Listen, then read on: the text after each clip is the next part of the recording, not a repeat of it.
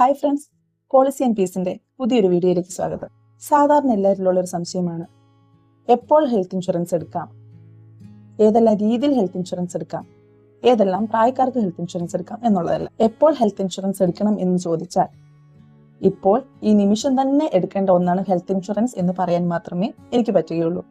കാരണം ആരോഗ്യമുള്ള സമയത്ത് എടുക്കാൻ പറ്റുന്ന ഒന്നാണ് ഹെൽത്ത് ഇൻഷുറൻസ്. അതുപോലെ തന്നെ ഏതെല്ലാം പ്രായക്കാർക്ക് ഹെൽത്ത് ഇൻഷുറൻസ് എടുക്കാം, ഏതെല്ലാം പ്രായക്കാർക്ക് ഇൻഷുറൻസ് എടുക്കാം എന്ന് ചോദിച്ചാൽ, നേരത്തെയൊക്കെ ഇൻഷുറൻസ് കമ്പനികൾ പ്രായപരിധി വെച്ചിട്ടുണ്ടായിരുന്നു. ജനിച്ച് 90 ദിവസത്തിന് ശേഷം അല്ലെങ്കിൽ 65 വയസ്സിന് മുൻപ്, ഇങ്ങനെയൊക്കെ. പക്ഷെ ഇപ്പോൾ ജനനം മുതൽ മരണം വരെയുള്ള ഏത് പ്രായക്കാർക്കും ഇൻഷുറൻസ് എടുക്കാൻ പറ്റും. പിന്നെ ഏതെല്ലാം രീതിയിൽ ഇൻഷുറൻസ് എടുക്കാം?